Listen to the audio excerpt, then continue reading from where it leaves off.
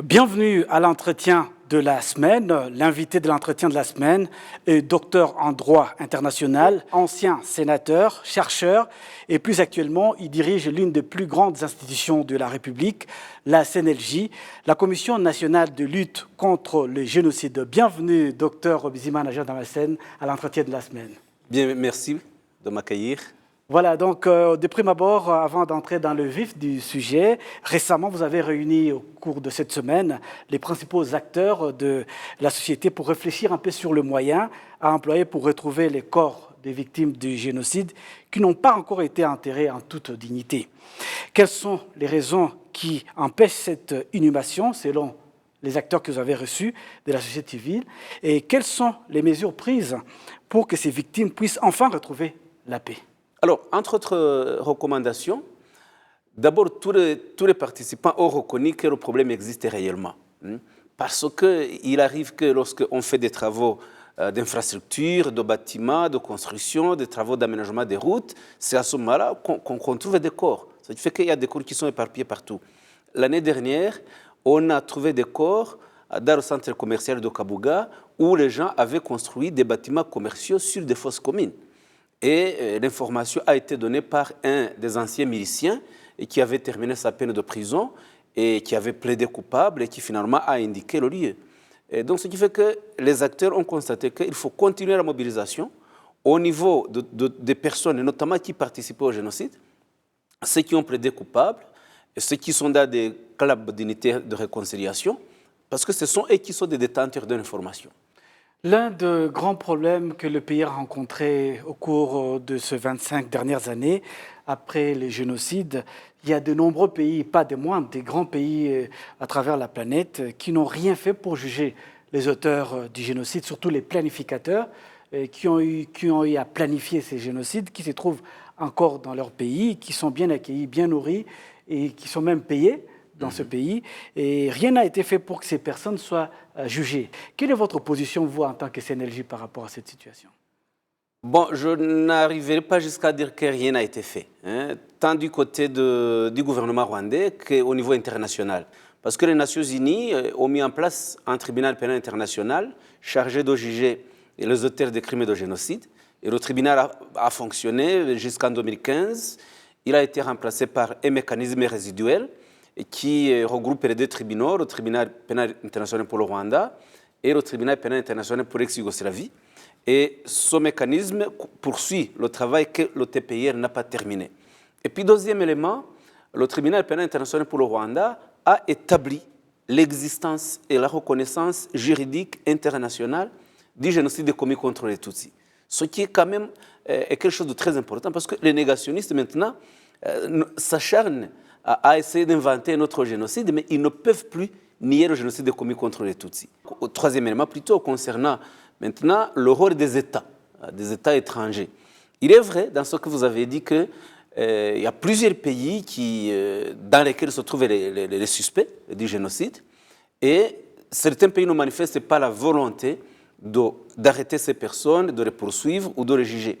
Nous, ce que nous demandons, c'est soit que ces pays les jugent là où ils sont, ou qu'ils les extradent. Parce que la Convention internationale sur la prévention et la répression du génocide, qui est le cadre juridique de poursuite et du crime de génocide, édicte les deux possibilités.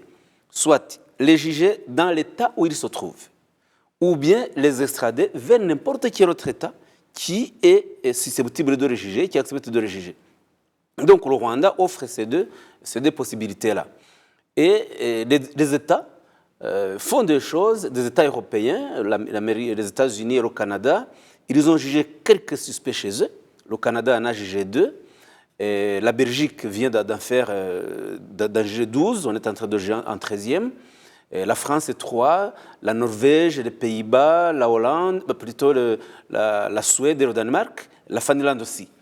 Et le gros problème, nous l'avons avec le Royaume-Uni, l'Angleterre. Parce que le Royaume-Uni n'a pas de loi pour poursuivre le crime de génocide, ça c'est la première difficulté. Et puis deuxièmement, le Royaume-Uni non plus n'a pas de loi pour juger le crime de négationnisme. Et enfin, les États africains quand même. Les États africains manifestent aussi très peu de volonté de collaboration. Ils ont arrêté tout de même des personnes qui étaient recherchées par le TPIR, mais à ce qui concerne la volonté de les arrêter et de les transférer au Rwanda, les extrader, il n'y a pas un engagement ferme des États africains. Mais si vous permettez, si on peut comparer déjà le tribunal pénal international pour le Rwanda, qui avait des moyens considérables, le travail est débattu, abattu pour juger ces personnes, et en même temps le Rwanda, avec très peu de moyens, a pu juger par nos systèmes traditionnels gachacha des milliers de personnes avec très peu de moyens. Est-ce que vous ne pensez pas quand même qu'il y a quelque part peu de volonté de la communauté internationale de pouvoir faire plus? Oui, il y a une part de vérité.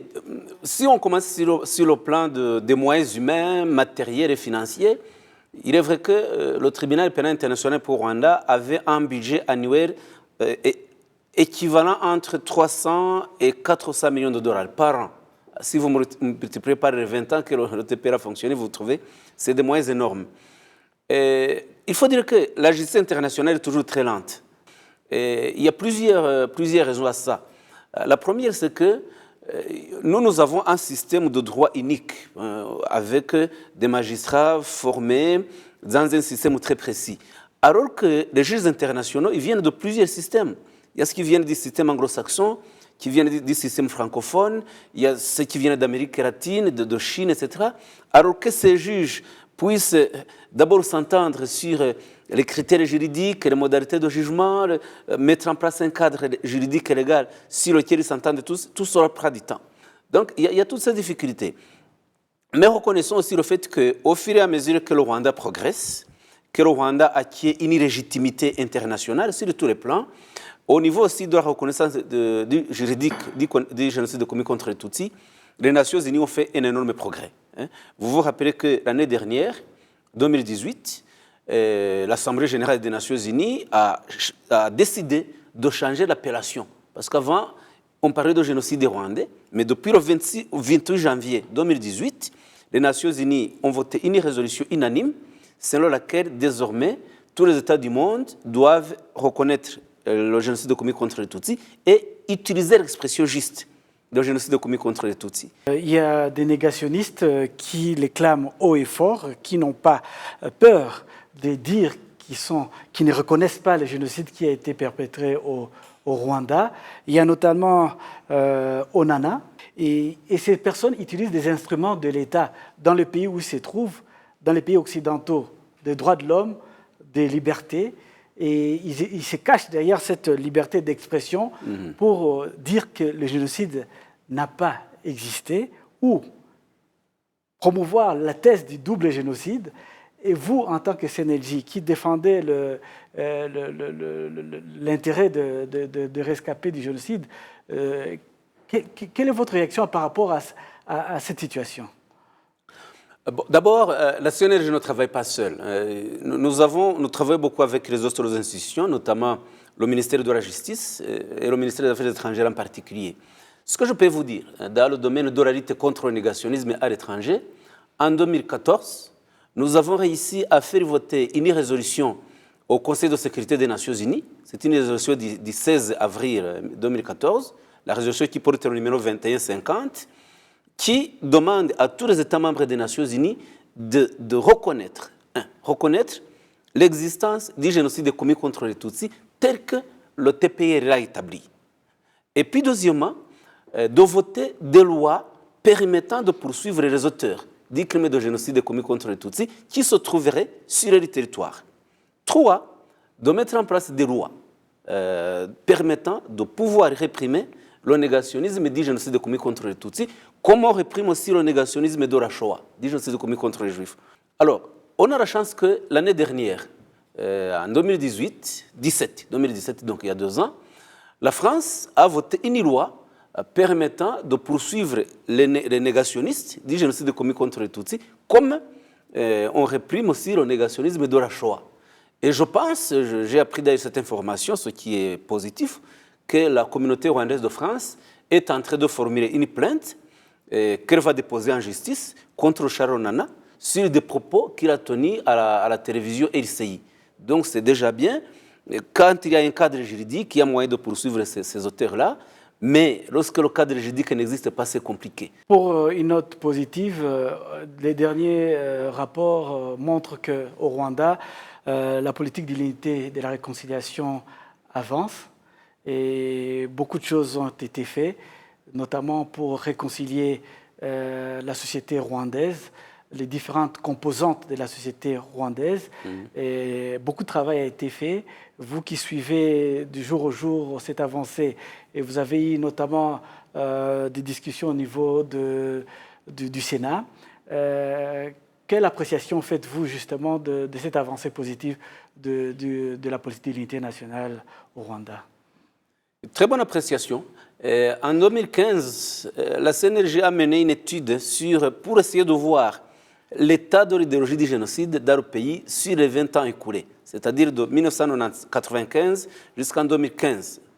Et cette étude-là a démontré que l'idéologie du génocide dans le pays était réduite jusqu'à 84%.